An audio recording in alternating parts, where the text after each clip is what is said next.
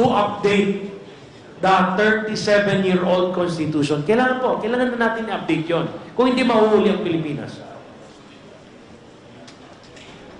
I think in addition with the RB 86, some senator, our friends in the Senate, sabi nila na they will tackle RB 86 if they will stop the PI. Actually, hindi po kami ang nagpapa-stop ng PI.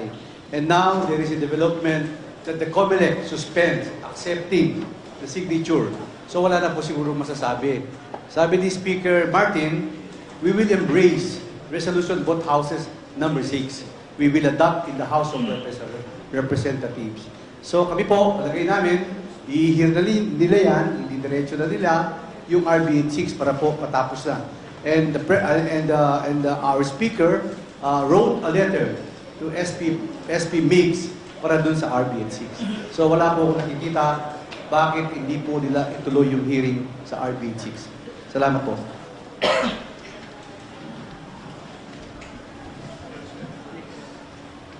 Kat Corbett, Jenes Capante of GMA Online.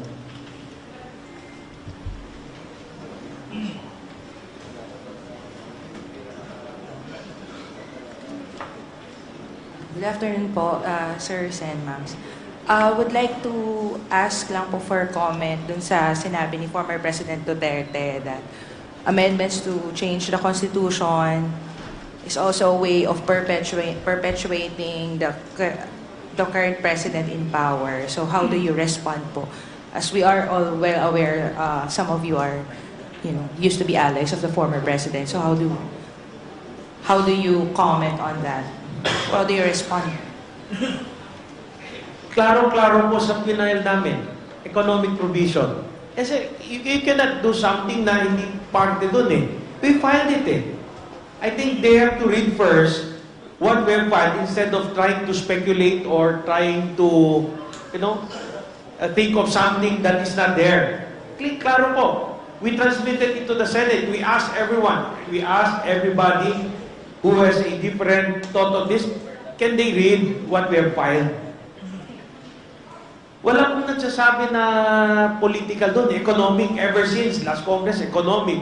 So, we even do not know if this is just a strategy to stonewall again a very important need to update an constitution, an old constitution. Kasi ganun nangyayari, yun ang feeling nga ng lahat. May magsustonewall na naman, aharangin na naman, lahat tayo, alam naman na lahat, kailangan na natin i-update yung constitution natin. At in each and every initiation of that act of amending the Constitution, ang feeling ng lahat, namamatay po sa Senado. Bakit? Nag-file na nga kami last year, last Congress voting separately na ngayon Ngayon, siguro sabihin ng mga people's organization, i-voting jointly na lang natin. O saan na ba tayo pupunta? Diba? Kami yung nag-file, If you read again, economic. It's not a secret. All the records you can review all the records. It's always economic. We haven't filed and transmitted to the Senate anything about political. And you can check the records of the Senate, what we have transmitted to them. It's economic. So yung mga nagsasabi na to perpetuate the president or whoever in power, maybe they're in a different dimension at the time na baka na, fentanyl.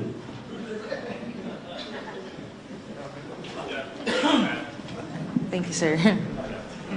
In addition to what the majority leader has mentioned, let's rewind administrations a bit. Let's not forget that in the previous administrations, there were two concrete attempts to amend the Constitution. One was to convert the Philippine political system into a federal form of government. And another one, on the latter part, was a move done by Congress, again, addressed to the Senate. Ito pong ginagawa natin ngayon sa 19th Congress, kami na nga po nagsasabi na economic provisions lang ang pag-usapan natin. Wala po kami pinag-uusapan political dito. Kung merong usapin political na babaguhin, Nangyari po yun nung nakaraang administrasyon. Dahil nung nakaraan, gusto nga gawin nila, i-federal form of system ang ating bansa. Dito, we've been consistent since last year with the resolutions that we transmitted to the Senate, economic provisions. We reiterated this position again, economic provisions. Now, I think it's time for the Senate to act and to work on the economic provisions. Dahil sa totoo lang, wala na po talaga kaming nakikita dahilan. At ayaw naman natin sabihin na sila nagiging hadlang sa kaunlaran at pagbabago na ninanais ng ating administrasyon. Thank you, sir. Thank you po. Next question from Kat Forbes of Radyo Pilipinas. Sirs, medyo paling lang po ako ng kaunti, no? Pero related pa rin po sa Chacha. Meron pa po tayong tatlo na pending LEDAC and SONA bills po, no? Kung sakali po maipasa ng Senado yung RBH6, kakayanin din po ba ng Kamara na tapusin po yun bago po mag-session break po by March? Alin po yung tatapusin? Yung sa LEDAC and SONA bills po, kakayanin po bang maisabay tapusin kasama po yung RBH6 kung sakali pong aksyonan na po ng Senate? Dito po dito, you know, ako as majority leader, I am really thankful to all the House leaders. Nandito po yung mga political leaders of all political parties. The House of Representatives is 6 months advance in passing all the LEDAC, even SONA priority measures. At tapos na po kami. Pati po yung mga sinuggest na ipasok sa LEDAC para maging priority na suggestion po ng Senate, pinasa po namin. We are always supportive. The House of Representatives is always supportive for any legislative measure which will help our country. Maski yung suggestion ng Senate, pinasa na namin lahat. Wala kaming tinutulugan na batas dito. We have passed. So, in front of you, I'm telling you, without these political party leaders, the support of the different political parties here in the House of Representatives, we would not be accomplishing all these legislative measures 6 months in advance. So kung ang tanong, kaya ba namin tapusin pa kung anong dadagdag ng Senate sa LEDAC? Kaya. You know, we are one united. We are all in agreement that we have to support the legislative priority measures that President Bongbong Marcos wants us to pass to help this country. So the House of Representatives is not remiss. Again, we are 6 months in advance of the deadline. So napasa po namin yan. Kung meron pa idadagdag, wala po, masisipag po yung mga congressman. Every day, makikita nyo po yung mga committee chairman namin nagtatrabaho. So wala po. Anything, we welcome if there are any additional legislative priorities that the President, the Senators, whoever wants that we include in the LEDAC, na kailangan ipasa, tatrabahuin po namin. And we'll make sure that in the 19th Congress, it gets passed. Gusto ko lang ulitin yung sinabi ni Speaker. Wala po tayong back subject dito sa House of Representatives. Humingi po silang additional 6 months extension. So, nakikiusap po kami sa mga kasama namin sa Senado kung pwede magtrabaho na po tayo. Ano? Yan po, na-suspend na po yung pag-accept ng mga signatures. I think we can tackle all the pending priority measures, the SONA and the LEDAC measures of the President. Yun lang po. Next question from ABS-CBN's RG Cruz. Good afternoon po, sir. To Majo or anybody from the House leaders, how would you, what path forward do you see? Kasi halata po na may trust issues ang Senate sa House. So how do you think can those trust issues be overcome? Mr. Majo. Yes, I'm Jack Duavin from the Nationalist People's Coalition. Basically, just like to say this. Sa lahat po ng partido sa Pilipinas, ang NPC po ang may pinakamaraming senador. meron po kaming 5 senador. And there is nothing and nobody that can make us vote on any measure to abolish them and the other senators. Kung titingnan natin ang numero kung anong nasa konstitusyon, tignan nyo na lang po yung porsyento namin. Konti na lang, hindi na sila ma-abolish sigurado. At hindi lang naman kami ang may senador na kasama. So sana yung issue na po na yan, na ma-abolish sila or whatever, isang tabi na. I really don't think it's possible at all. And to add, hindi, NPC ilan sila? 5 senators. Ba't nila abolish kami sa lakas? Ang party chairman ng lakas is a senator. Ba't namin na-abolish yung party chairman namin sa lakas, which is Senator Bong Revilla? So, I think yung mga nag-iisip na kung ano-ano, let's focus. Ngayon, yung trust issues, open na. Sinabi ni Speaker, we'll adopt your version. Kung ano yung gusto ng Senate, adapt namin. Kung anong economic provision, di ba? Yun naman that when we resume, the Speaker made the state, in his speech, in the resumption of the session, we're supportive of RBN 6 of the Senate. Dapat nga, kung ako nga sasabihin, Speaker, dapat sabihan rin natin yung Senate, meron rin tayo sa atin, kon-kon yun Bakit hindi rin nila simulan yung debates and discussion dun sa Senate regarding our RBN 6 which is CONCON, Constitutional Convention. Pero, sa sobrang bait ni Speaker, gusto niya matapos na, basta kasi kailangan talaga Kung umiikot sila sa buong mundo, kailangan, we really have to update our Constitution. We have to open up our economy. Anong sabi ni Speaker Martin Romualdez? Sige, adapt na lang natin kung anong gusto ng Senate. Ngayon, may usapan pa dahil sa PA. Let's not give any reason. Focus tayo. Anong kailangan gawin? Kailangan natin amendahan. We have to update the Constitution. The question really was, how do we move forward, right? With the trust issue. The trust issue is precisely because it started also with the people's organizations like the Roma and Core Movement having no more trust in the Senate that they will act on what was approved in the House. And therefore, kami din, we have trust, of course, issues with them. However, the Speaker, we met yesterday after the Bangon Pilipinas kick-off rally attended by 400,000 people. Nag-usap kami. And of course, the Speaker said that he has been in touch with the SP, Subirit, to meet with them, their leadership and the leadership of the House. Ready, mag-host the Speaker for dinner. And if they will meet, then that will be the way to move forward. They can discuss what to do. They have resolution both houses number 6, three mandatory provisions for 3 provisions. We have 6, and then they can decide. Because if they are going to really, if the Senate is really, sincere in having the economic provisions, matatapos na yan.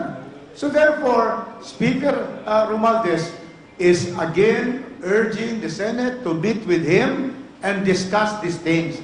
There will be no more constitutional crisis if we have dinners with our leadership, because alam naman is economic. Now, the COMELEC already will not accept. So hold na talaga. So what is down there is that there are the 2 resolutions of both houses.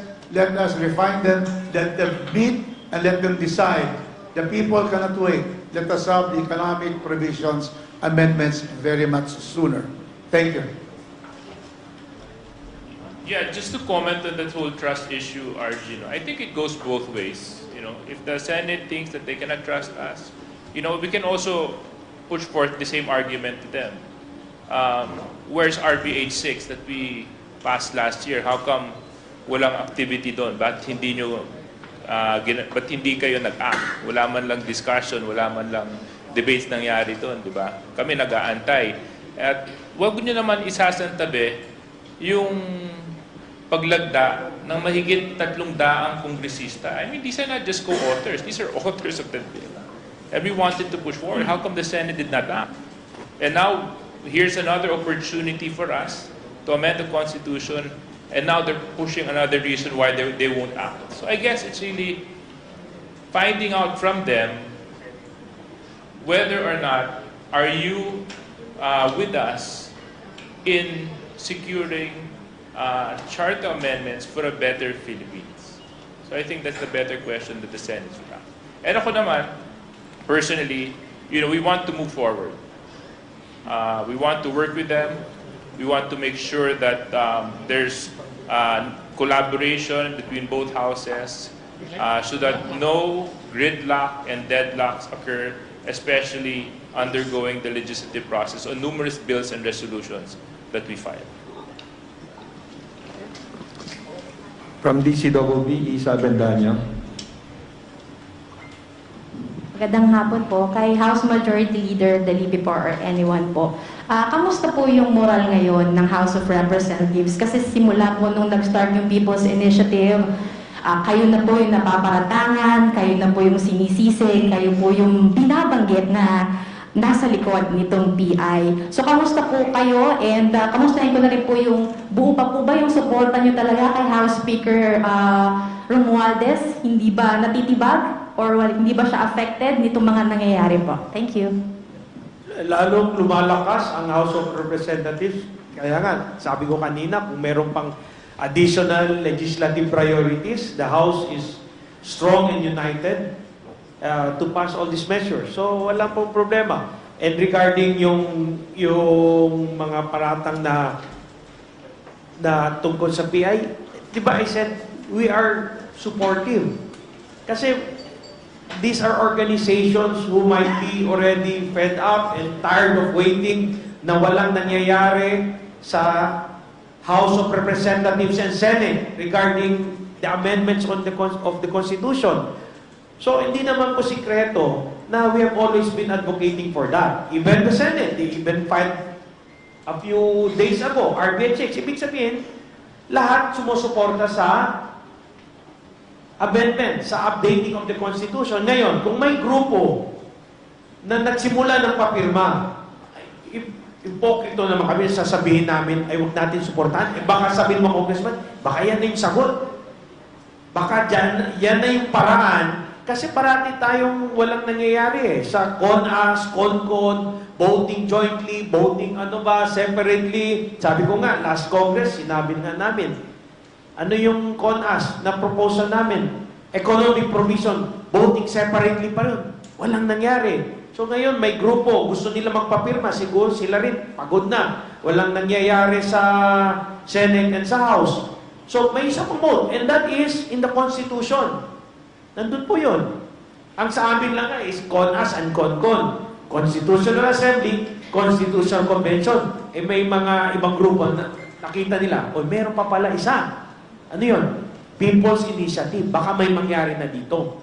At least, sa People's Initiative, wala na dyan yung Senado. Wala na dyan yung Congressman. Kasi ilang administrasyon na, paulit-ulit lang eh. Walang nangyayari. So, People's Initiative na. Ngayon ang tanong, gusto ba namin supportan? Why not? Because we have been advocating for it ever since. Hindi pa ako congressman. Itong mga ibang kasama ko dito, congressman na sila, kinikwento nila sa akin, dati pa yan. Whether President Ramos, President Gloria Macapagal-Aaron, President Duterte, mas iba pa ngayon kay President Duterte. Federal government, mas iba pa yung ina-advocate nila. Sa amin, economic provisions lang po. So, do we support the PI? Why not? It might be the solution. Can we also... With regards to the second part of your question, yung moral, I think it's best that the individual party leaders would speak on behalf of their party and their support for Speaker Martin Romualdez. Well, as far as moral, I think it's just the same. I mean, pareho rin naman eh. I mean, when kami po sa NPC, we think of ourselves as like the worker ants, no? In every Congress. And while we may not agree on everything, at least what we can say, as far as Congress and our parties, we've been consistent. And, none of this is new. Maybe I sound blasé, pero we've seen this, we've gone through this so many times. It's not something that will really affect us and keep us from doing our work well. Like what was mentioned is, and I told this to members of the press in the last Congress, when there were questions about the CONAS drive naman of the former speaker, that there are built-in safeguards. So we just really are trying to work within the process as the process allows. And whatever comes our way, we're just going to just work through it. So I guess moral is just same. Yes, good afternoon. As far as the Nationalista Party is concerned, we would want to confirm that we are fully supportive of our speaker. For one thing, we feel in him the same desire that we, district representatives, want for our constituents. He has been helping us, especially in my case where my province needs more assistance. And the more important thing is our speaker is really a total doer, and he supports everybody. So the NP fully supports our speaker. I think it goes the same with all the other party leaders. As for the PCFI, we have been very supportive of the speaker. In fact, we are even more united now, more than ever, and that goes to show that our leader in the House of Representatives is a working leader and is someone who we can trust, and ganun din yung binibigay niya sa amin. No? The relationship is very good. If I may add to the position of the party list group, no, I think always say trust is what is earned, and I think in almost 2 years that the speaker has been leading the House, that trust has been well earned. As party leaders, we have the unique opportunity of meeting the speaker almost every week to discuss matters of the House, and no party leader can actually refute the fact that the speaker is the most hardworking congressman right now in Congress, and that gives us more reason to work even harder and trust him even more. Thank you. Good afternoon.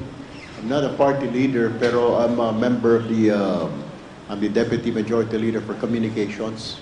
So I have the privilege to attend in every meeting of the party leaders. Sa totoo lang ho, pag may mga issues, may mga problema, pinapatawag ko ni Speaker lahat po ng party leaders to make one decision.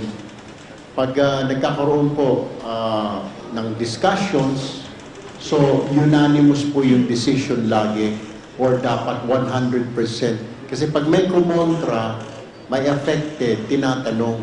Kaya minsan inaabot to ng hours and hours ang meeting po ng mga party leaders. And the speaker would only adopt yung decision ng mga party leaders. Hindi lang naman ho siya ang nagde-decide hunong, kundi he always consults with the party leaders. Ganun ho yung mga meeting with the party leaders. So, pag ibig sabihin, pag naaprubahan ho, nag-usap-usap, yung party leaders, aprobado po sa lahat po ng party leaders, then ina-adapt po ng speaker yon, then we bring it to the floor. Ganun lang po yun. So, suportado po at yung decision ng speaker galing din po sa decision ng party leaders. Okay. The question earlier about the trust issues. Honestly, we don't know where it was coming from. Kasi we were pushing only for economic reforms. And in fact, it is stated clearly dun sa RBH 3, RBH 2 and RBH 6 that the lower house has passed for the last 2 Congresses. And even last year. So the issue that there is a hidden agenda na meron nagsasabi no election scenario, may nagsasabi na extension of term limits, saan ho nakalagay yun? Diba? I mean, these people selling this idea are out there to stop the effort to amend the Constitution. And I hope it's not coming from our friends from the Senate. Because I am sure that they also want to amend the economic provisions of the Constitution. So dapat tingnan natin yun doon. Ngayon, nanggaling na mismo sa leadership at dun sa ating leader sa mababang kapulungan na nagsasabi na ipasa niyo yung RPH 6 dyan sa Senado at i-adapt natin yan.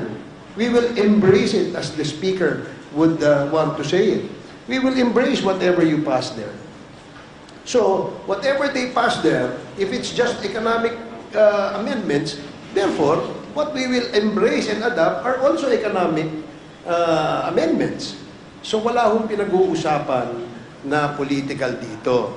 So, disabuse your minds and your imagination from these political provisions that you are selling to the people. If you're just out there to stop this effort to amend the Constitution, you're not doing any good to this country.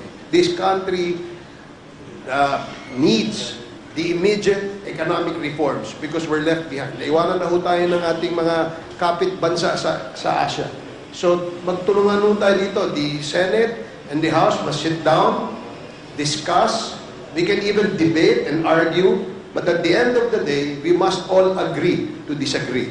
So, panawagan po namin yan sa ating mga kaibigan sa Senado.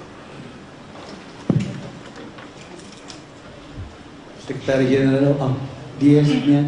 Yes, as a member representing the National People's Coalition, I just need to say 4 things. One is our support with the Bagong Pilipinas initiative, and to our President, Bongbong Marcos, that we're still here supporting his leadership. And second, of course, our House Speaker, Martin Romualdez, will still support his leadership. He is our House leader. He's been leading us, doing all this work that the legislative group has been passing. We've passed all the LEDAC bills. 6 months ago, natapos na namin all the LEDAC bills unless there are new priority bills that will be introduced. Third, me, for myself, I really support the economic provisions that needs to be updated to our Constitution. Matagal na nung 18th Congress, I was there. We passed the economic provisions amendments to the Constitution, pero hindi yata gumalaw sa Senate. And last year, as mentioned, yung CONCON naman yung pre-propose namin, and still, it's not moving.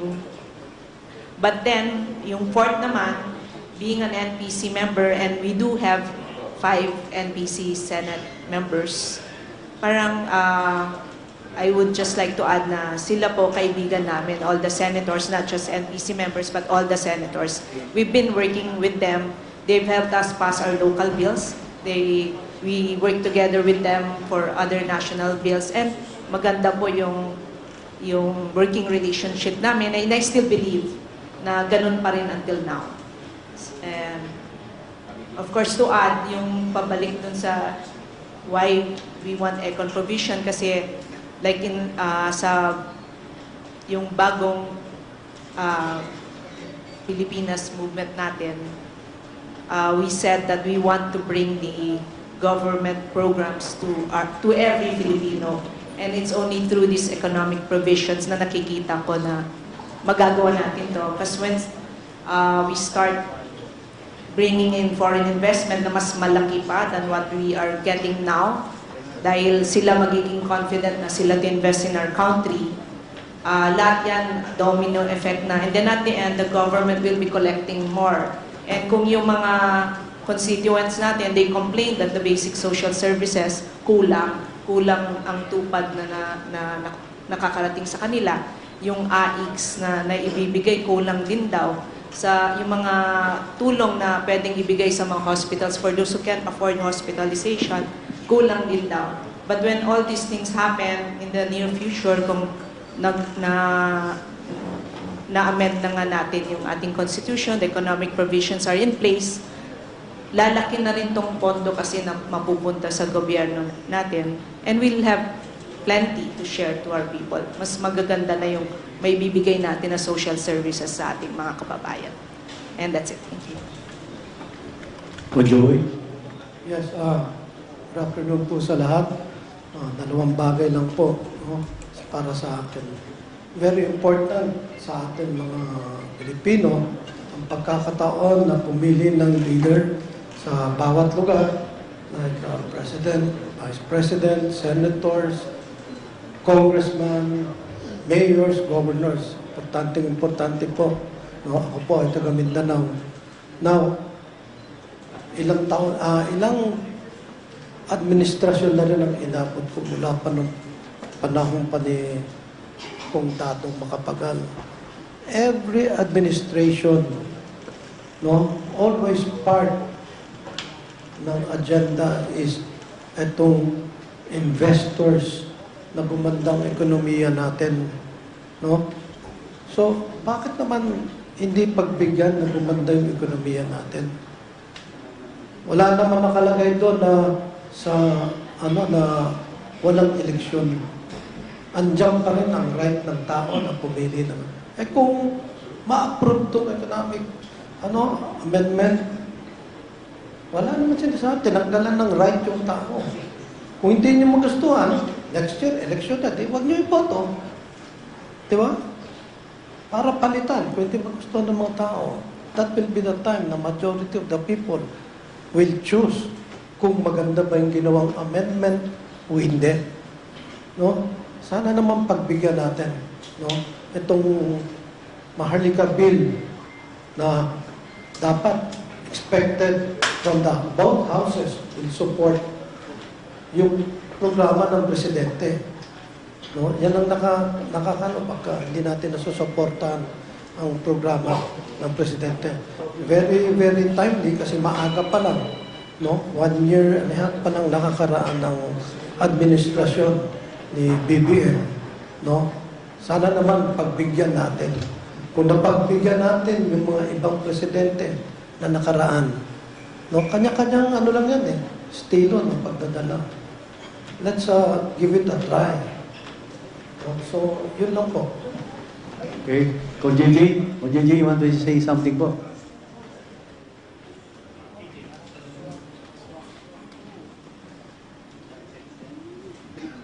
Thank you. Magandang hapon.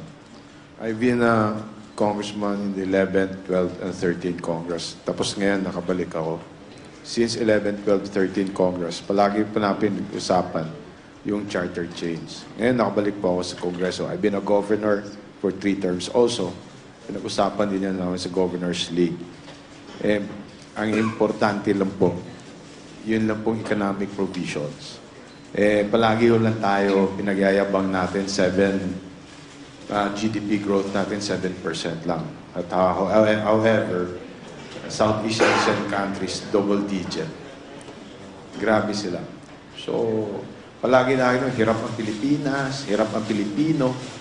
Ito yung pagkakataon na mag-amendahan. Tapos yung trust po, as what Speaker Martin said, pwede naman tayo mag-usap Let's put it black and white.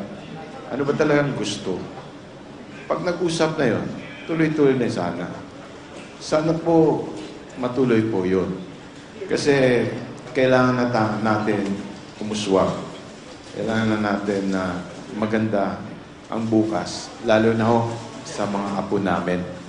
Kaya yun ang tinitingnan. Not only today, but for tomorrow, for our country, and for our children's children. Thank you. Since session is about to begin in 2 minutes, we can only entertain 2 more questions from from Marian Enriquez of TV5 and Joy Cantos of Filipino Star. Sir, ano lang po masasabi po ninyo, particularly dito po sa panawagan po ni Davao City Mayor Baste Duterte na magbitiw na po si Pangulong Bongbong Marcos, and one official sinabi po niya dahil hindi nga raw po maayos ni Pangulo yung gusot between Senate and the House. Siguro ako magsasagot. Dalawa yung mic na ako. First, I think it's totally uncalled for In the past 2 years, we have seen the performance of President Bongbong Marcos. We have seen how he has managed the economy coming from the pandemic. We have seen how the country has risen from times when we didn't know kung ano ba ang bukas para sa atin. We have seen how he steered reforms in the agriculture sector, in the infrastructure sector, in our economy, in the delivery of social services. And we have seen his commitment to the Filipino people na hindi maaaksaya ang tiwala na ibinagkaloob sa kanya nung siya'y manalo bilang Pangulo. So yung mga nabanggit sa Davao calling for his resignation, I think is totally disrespectful of the man, given the position that he holds. Number two, has no basis whatsoever. Yung sinasabi na wala siyang compassion, yung sinasabi na wala siyang pag-ibig, tamad, walang basis yon. Kayo na sumusunod sa kanyang araw-araw na trabaho sa media, nakikita niyo po ang dedikasyon ng ating presidente sa kanyang trabaho, na umaga pa lang nag-uumpisa na ang kanyang schedule sa mga pagbisita sa mga lugar, sa mga maraming cabinet hearings, and I only follow him on what I see on media. And there is so much more that happens that is not shown in media. So, like what I said, it's baseless and uncalled for. And it's unfortunate that it had to be mentioned that way. But nevertheless, kami naman, inuulit ko po kanina, ang commitment at saka ang suporta po namin is unequivocal with regards to our President, Ferdinand Bongbong Romualdez Marcos.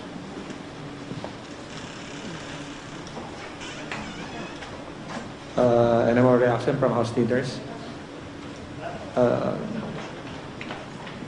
Well, I'll just keep this short because we're going to and everybody's got has a right to an opinion. Everybody's got a right to express it.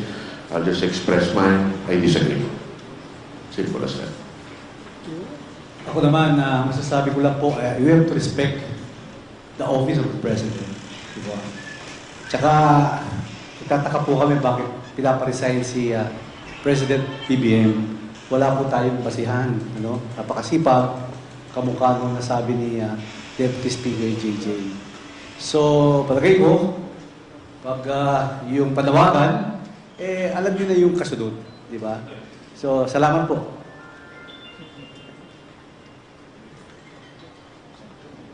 Okay, last one question. Just be quick.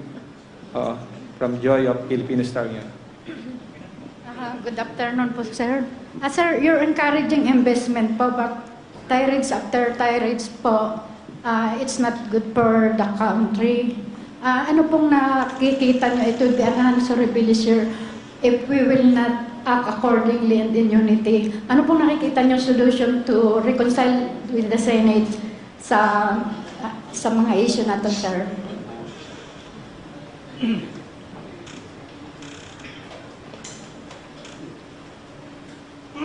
Anyone? Kung JJ. Can we just ask her to please repeat your question? Kasi I didn't get the first part. Sir, kasi po you're encouraging investment, but yet, among our legislators, tirades after tirades, it's too hot as an ember. Ano pong nakikita niyong solution to reconcile with the Senate sa mga differences niyo with People's Initiative and sa mga Duterte na rin po? Kasi may warning din po si President na it would be a bloody year for the presidency of PBBM.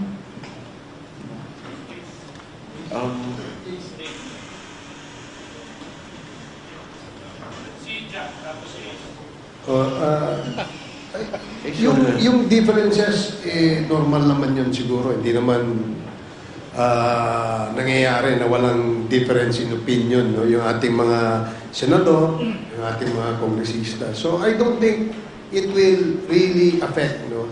Alam naman ng ating administrasyon saan dapat dalhin ang ating ekonomiya, ang ating bansa. So nakatutok naman doon at nakafocus doon. I don't think there will be some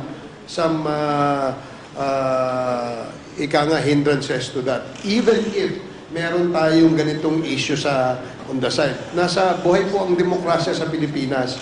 Kaya everybody is allowed to say their piece and say whatever opinion they have on certain issues. We may differ in opinions, pero at the end of the day, dapat magrespetuhan lang. Yun lang. Wala namang sigurong ibang makaka-apekto sa takbo ng ating bansa. Personally naman, not speaking now as a party leader, not just as a congressman, I think in an ideal world, kung meron mga disagreements na to, that's the reason we have the structures and official structures where we can have these debates. Imposible naman na nag-agree ang lahat sa lahat ng bagay. In a perfect world, we would be discussing this in an official setting with an official output. Not on the streets, not through the media, work the way we should be working, officially. With that, we're ending our press conference. We thank all our House leaders for updating our media friends on crucial issues of the day. Thanks, everyone.